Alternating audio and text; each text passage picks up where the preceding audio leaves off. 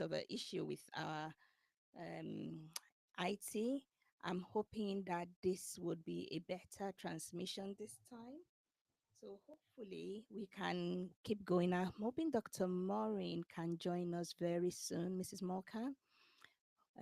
But let's see how we get on. As you know, IT is good sometimes, and obviously, when it's not working, it can be quite frustrating. So I will keep my fingers crossed that she can join back again. My apologies for this. Okay, let's see. So we've been talking about, is your period too heavy? And we've kind of talked about the various ways we can decide if your period is too heavy, and it's different for every woman. We certainly know that what may affect somebody in quite serious ways may be different for somebody else who kind of gets on with it. But it's really important to know that no one size fits all. So hopefully we can get Dr. Mocha back in a moment. I'm just checking. Hopefully. And we've talked about where we were talking about how to manage heavy menstrual period, the non-hormonal methods using tablets like tranexamic acid, which you can actually buy over the counter, from what I understand, but also the hormonal methods, which I'm sure Dr. Mocha will talk to us about. She's back. Thank you so much for coming back. Hi, can you hear me? I can hear you nice and clear now. Thank you very much. Okay. I'm so sorry. I'm not sure what's going on. Well, it's Maybe it's the my internet. it could be anybody's internet. It's really hard to tell as well. It could be mine as well. But thank you so much, and my apologies, everyone. But I hope you are enjoying our conversation. It is getting to the sweetest part, so please hang in there. Keep listening to us. So, oh, you've gone again. I don't know. Can you still hear me by any chance, Dr. Mocha? Let's see. Let's see. She might pop right back in again.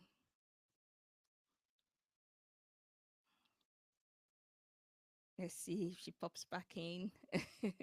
There we are. Did you? Oh, yeah, you lost me for a bit. Yes, I did. I did. Oh, shall I say that again? Yes, let's go. So I was saying that the cavity of the womb has to be checked. The lining of the womb has to be checked, usually by an endometrial biopsy. And if the patient has had two cesarean sections or more, then an ultrasound scan or MRI scan to check the thickness of the cesarean section scar should be done, because those are the things that may make the patient eligible or not to have an ablation. Also, if the patient's main problem is pain rather than bleeding, endometrial ablation may not be suitable, because that is only treating the lining of the womb to reduce or stop the bleeding or the heaviness of the bleeding. So if someone has chronic pelvic pain as their main symptom, even if they have heavy periods, the ablation alone would not be suitable treatment, because it won't necessarily address the pain. So also there needs to be counseling for the patient to understand the procedure, what it's aiming to achieve, what it can help, what it can't help. That's interesting. We're going to talk about chronic pelvic pain, but I feel that there are still some treatment options for heavy menstrual bleeding that you would like to talk to us Yeah, about. But I find talk that about. really Yes, so fascinating. Well, yes. the thing is, there are quite a number of options, and it may be that people, may need to try one or two or three to see what suits them. And hormonal treatments are suitable if the person is not trying to conceive, contraceptive in nature. So if someone says, I'm trying for a baby, well, the pill, the implant, the depot, the Mirena, they won't be suitable treatments because they will be contraceptive in nature. Mm. So this is the thing. Also, I warn people that the idea is to improve the periods with the hormones. But with hormones, you may also get unpredictable or unscheduled bleeding. So you may have people who have the depot, which you're supposed to get about every 12, 13 weeks. And when they get it, they have really heavy bleeding. Sometimes they say heavier than what they started out with, and that is not predictable. And so before people get the depot, I usually want them to say the downside of this is if you take the injection and you find out that you actually have this heavy bleeding, you can't remove the injection. You will have to wait it out because it's a 12 to 13 monthly injection. So that is Mm. something to consider. If you have the implant, it's generally to last up to 3 years. If you then have it and you find, oh, my periods are worse than they were, you will need to get the implants removed. That is an appointment in a specific kind of clinic. It's not necessarily as straightforward to just get any GP to remove it. So you need to Definitely. bear that in mind. Mm. With the Mirena IUS, I highly recommend it because it can be contraceptive and it has non-contraceptive benefits in treating heavy periods. It is, for most people, going to stop periods or make them significantly lighter. Mm. Some people will not get on well with it because it can take up to 3 to 6 months to see the full benefit of the Mirena. So I tell people I would request that you stick with it for at least 6 months because it's not immediate. Mm. Many Mm. people will see a noticeable, appreciable difference within about 3 months, but for some, it may be longer, up to six. I would say if you think you want to remove it, I would say give it at least 6 months because most people would have a benefit by that point. If not, then yes, you can Then take it remove it out. I agree completely, and I'm a strong advocate for Myrena for the coil Mirena. because I've I have seen it. seen people though who have reported quite significant side effects, one of Mm. which can be a worsening of their mood. So I Mm. I didn't appreciate this as quite a significant side effect. It's not common, fortunately, but it does Mm. happen. So I Mm. have now started in people who already have quite significant mental health challenges, to be a bit wary because for some people it can actually aggravate or worsen that side of their health. I agree with you, and I say to some women, once progesterone, which is the hormone in Mirena coil, once you smell it, your body reacts. Even just smelling it. So women are so sensitive to Yeah, progesterone, and I see that all the time. Even on for some women in midlife going through menopause using HRT, HRT, yeah. and you find that no matter what method you try, they are so sensitive. Um, Dave. but I want to move on very quickly. And thank you everyone who is still listening to us, who have stuck with us. I really appreciate your time. But we're getting to the really juicy part, so don't go yet. This is one problem I find is very, very common, even though it's not often diagnosed for many women. In fact, they say that it takes about 7 to 8 years for some women to get diagnosed with endometriosis. And there is also the other bit, which is adenomyosis. But these are very common causes of pelvic pain. Um, I would like, tell us what is actually the difference between endometriosis and adenomyosis. I know both are common causes of chronic pelvic pain. Can you just talk us through what the difference is? So endometriosis is when the tissue or the cells that make up the lining of the womb are found in areas outside the lining of the womb. So then you might find them on the ovary, you might find them on the tube, you might find them in the peritoneum, which is the layer of tissue that lines the pelvis, the abdomen.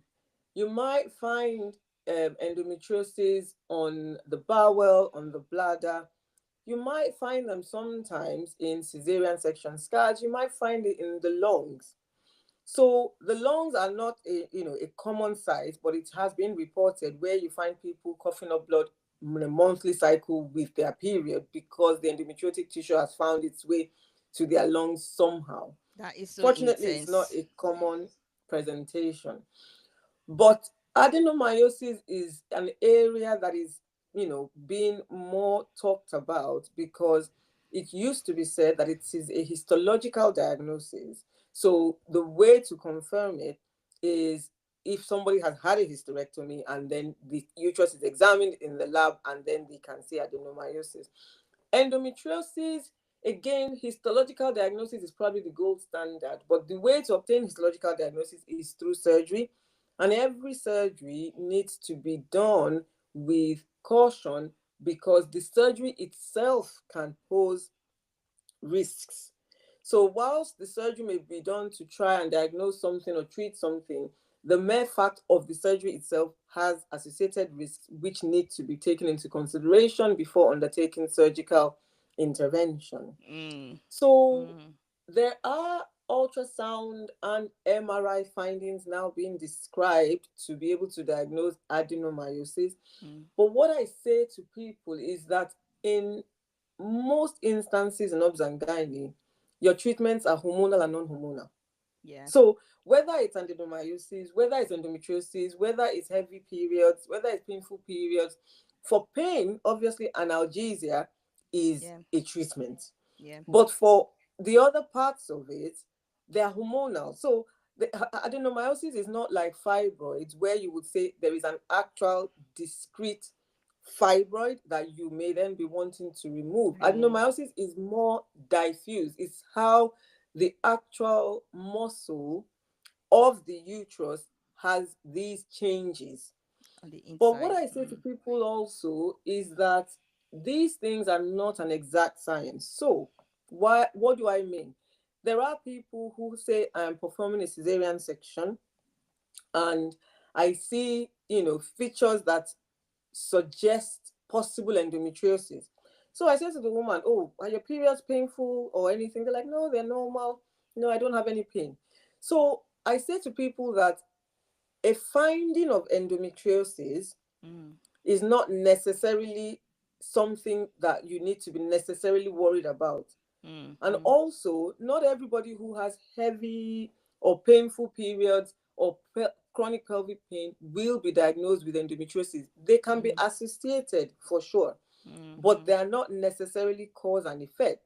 Mm. So I am very wary when people are like, "Oh, I just want to have a laparoscopy to confirm I have endometriosis," because I'm thinking, and it is the recommendation, if we do go in and see endometriosis, the treatment options are the same: pain relief, Mm. Mm. hormonal treatment. If Mm. the endometriosis has caused an endometriotic cyst, Mm. an ovarian cyst, that's a different matter because Mm. then you might think that actually the cyst is big enough that you think that surgically removing it would be of Mm. benefit. But if Mm. the underlying problem is not hormonally treated, the cyst will reform because Right. those cells that are causing the bleeding and then the symptoms are Are still still there there, and are still being hormonally driven. So I activated. think there's a lot of explanation that is needed and then understanding that is needed Mm. for clinicians and patients to be able to understand what the signs and symptoms are. Mm. What are the treatment options for your own symptoms? Mm. What are we trying to achieve? What are the Mm. risks that could be associated? If we do nothing, what will happen? If we do hormones, what will happen? If we do surgery, what can happen? Because I Mm. think the more the discussion, understanding, rationale that people have, then the better their expectations can be managed and the Mm. better the outcome that can be Is achieved. amazing, amazing. And you know what? Explaining it this way kind of gives me better insight because sometimes as a GP, my patients come back to me saying, "No, no, they didn't do this for me or they didn't do that for me." But only God knows what happened in the consultation room. I think sometimes it's a bit of luck where you have brilliant gynecologists like yourself explaining, taking time to explain all the the pros and cons, and helping women to understand. And I think that's where the issue might be. Some may be that you will see good clinicians who explain things to you. Others may see clinicians who just want to, do surgery for them and take their money. But also, the woman might be so overwhelmed by the symptoms that they are experiencing, and they've seen, oh, I've seen my friend, you know Susan or She had whoever, this, she had this, can I have it too? And she was better. So there's a lot about managing expectation. I have one question for there you. is. Mm. Yeah. I have one question for you, and it's about women going into perimenopause, menopause. You mentioned that some of the cysts or the endometrioma, or the endometrioma, are hormonally driven. Now, when the hormones are depleting, are they going? Is it that the symptoms will get better then? Is it that So Is it a myth that menopause cures endometriosis? no, it's not a myth. No, it's not a myth. So, for instance, if people are experiencing pelvic pain due to endometriosis, we would expect that during pregnancy, for instance, that pain would be gone because you are no longer having cycles because you are pregnant. And Mm, most people with pain from endometriosis would say the same. mm, Now, obviously, if there is a 10 centimeter endometriotic cyst and then the woman gets pregnant, that cyst is still there. So that cyst may still be associated with pain because there is an mm, actual cyst. That mm, is different from the pain from endometriosis without, for instance, a coexisting cyst as well, because not mm, everybody who has endometriosis will have an endometriotic cyst or endometrioma, isn't it? mm, So, mhm, similarly, as one approaches the menopause and the cycles are less frequent, then the rationale is the same, that the pain that will be cyclical with periods will be less because the periods are less. But if the periods are not less, then the pain will not necessarily be less, because the reason one is getting the pain from endometriosis is because those cells that are now outside the womb will bleed and cause the irritation in the pelvis or wherever they are to then cause the pain. So mm, I think we kind of we need to be working out what we mean by menopause cures endometriosis. If somebody has had quite significant endometriosis where there's been a lot of adhesions, everything is stuck. The bowel is mm, stuck to this and that is stuck to that. Those mm, adhesions are not going to go away because you have now stopped mm, having periods. The adhesions will mm, remain. So the pain from that possibly will persist because the things are stuck together. They can't move freely as they mm, would have if there was no adhesion. So it's again trying to understand what is the mechanism of this pain. mm, Many people will have coexisting either inflammatory bowel disease or irritable bowel disease. That is a mm, contributor to pelvic pain. Some mm, people mm, will have bladder pain syndrome, which again, interstitial cystitis, will contribute to pelvic pain. mm, Generally, during the period, during ovulation, the pelvis has more blood supply, is more congested, is more uncomfortable, is crampy. That mm, is expected and cyclical, not mm, necessarily endometriosis at all. So I think mm, there's more education needed to be able to say to people that there are so many things that could be causing the pain. It's different if you have a cut. You can literally see there's a cut. It's bleeding, it's painful. That is clear, mm. but not everything is as clear cut as that. That is so, it's almost like light for you just explaining that not everything is necessarily endometriosis. There are so many different contributive factor. And like you said, the pelvic area is such a small, not I mean small but big area, that so There are many many organs in there. organs squeezed in that area that can be causing so much issues. And I quite like your explanation of pelvic congestion. That some women, I have had women who have been investigated so many times, had so many treatments, still coming back with pain. And it might just be that we need to manage those kind of expectation. Now, one last area before we finish is you talked about bladder. And I just want to touch base a little bit on bladder issues, perhaps slightly outside of heavy menstrual bleeding that we've been talking about, or endometriosis. I find as a GP, GP with special interest in women's health, when I examine women, at least half of the women I examine in that age group in midlife have evidence of pelvic organ prolapse, whether or not it's the vaginal wall or whether or not somewhere inside there looks weak. But not many of them complain of these symptoms at all. They're actually fine. But the few that complain have it really badly. Can you talk about why bladder issues are actually common in midlife? Why, when do they start noticing these changes in their bladder and in their pelvic floor? What to do and maybe what to look out for? Because many women don't even know what to look out for as well. So with prolapse, I tell patients that a prolapse only needs treatment or management with respect to the symptoms the patient has. As you say, you will have an incidental finding of some form of prolapse in at least half of women. Prolapse is contributed to again by several factors, whether vaginal prolapse or uterine prolapse or uterovaginal prolapse. Front wall of the vagina related to the bladder, back wall of the vagina related to the bowel, the top of the vagina if the patient has already had a hysterectomy, so vault prolapse, or uterine prolapse if the womb is coming down. Mm-hmm. The contributory factors include obesity, Mm. chronic cough, chronic constipation, pregnancy, then the method of delivery. So for people who feel that, oh, I'm going to have a cesarean because I want to reduce the risk of prolapse, you might reduce the risk of prolapse from the point of view of an assisted vaginal delivery, a difficult vaginal delivery, a vaginal delivery at all. But the weight of the pregnancy has its impact on the pelvic floor muscles. So, Mm. pregnancy in itself is a contributory factor.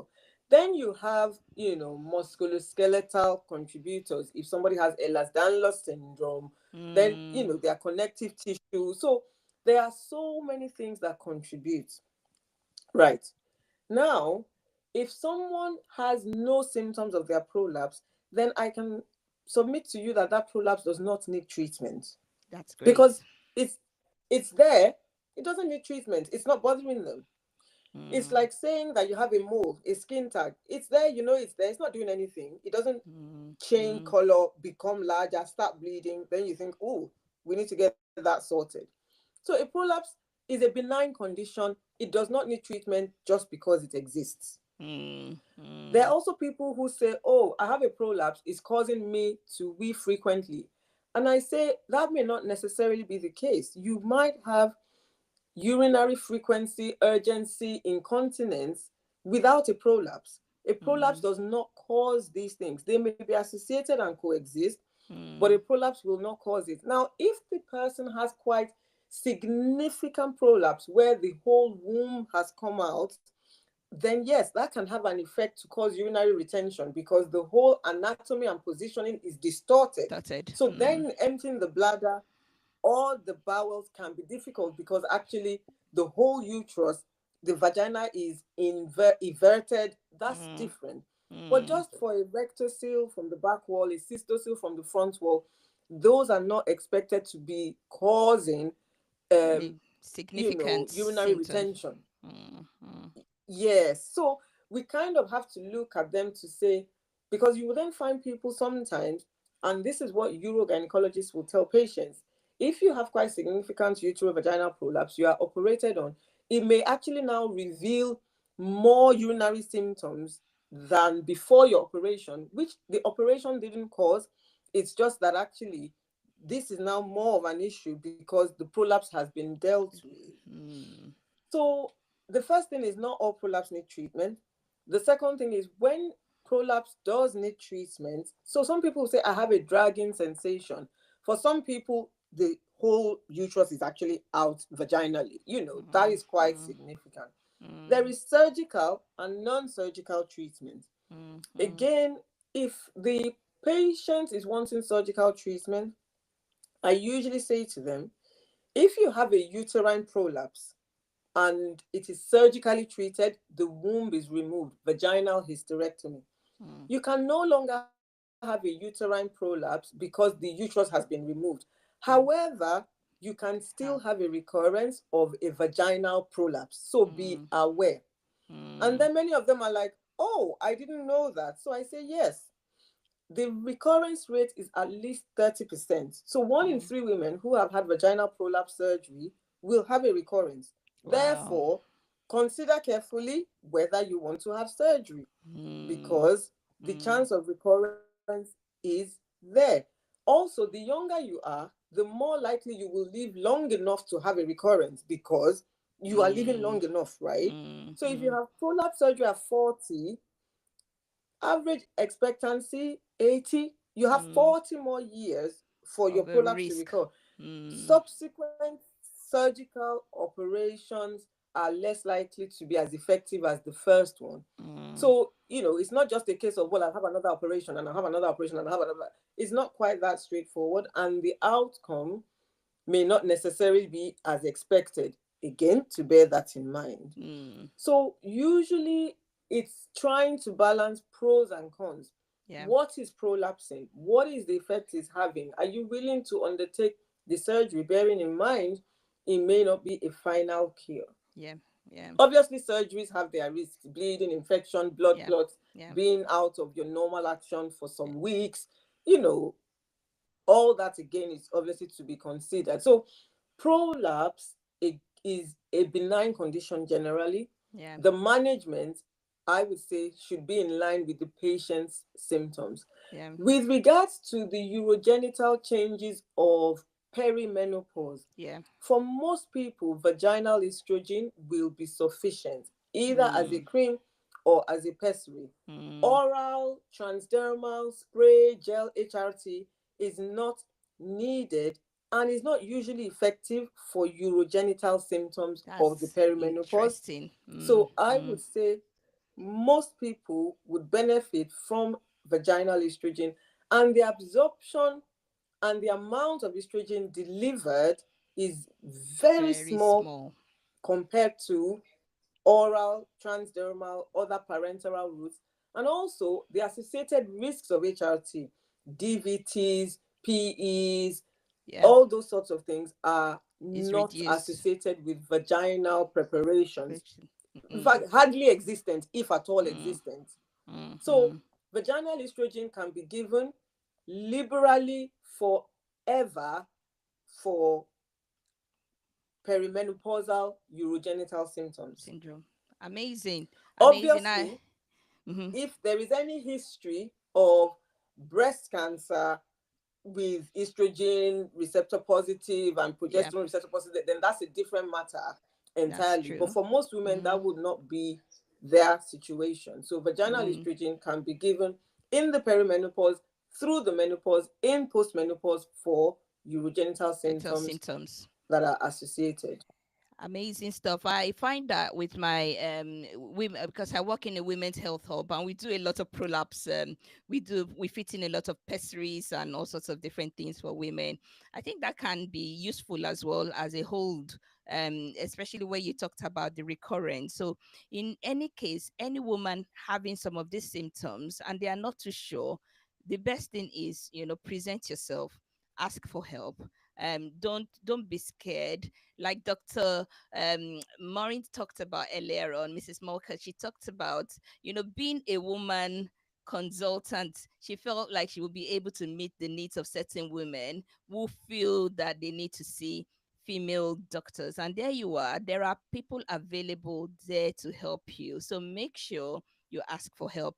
Now, often we're concluding now. Many women feel dismissed when they bring up these concerns. What advice do you have for women to advocate for better care for themselves? So I think that, as we've mentioned earlier, taking responsibility for your own care is important. I say to people, and I'm surprised that it's not public knowledge, but I say to people, there are Royal College of Obstetricians and Gynecologists patient information leaflets about so many conditions available on the internet. Go and read a certified source of reliable information so that when you are going to the GP, you have some idea of what your symptoms are, what it could be, what you are concerned about, and you can articulate it.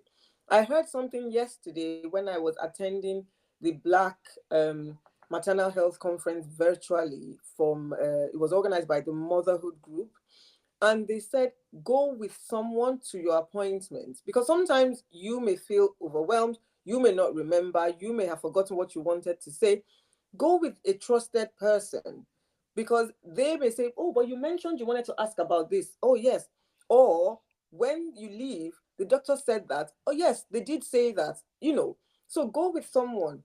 Do your own research from reliable sources. Sources. Mm. The NHS website, the RCOG. Nice, some of their guidance, I think, is also available to the general public so that you are already educated to some degree. I'm not saying random Google searches and TikTok from things that you may not be able to certify. I'm saying reliable sources And I think that's really because then important you are armed.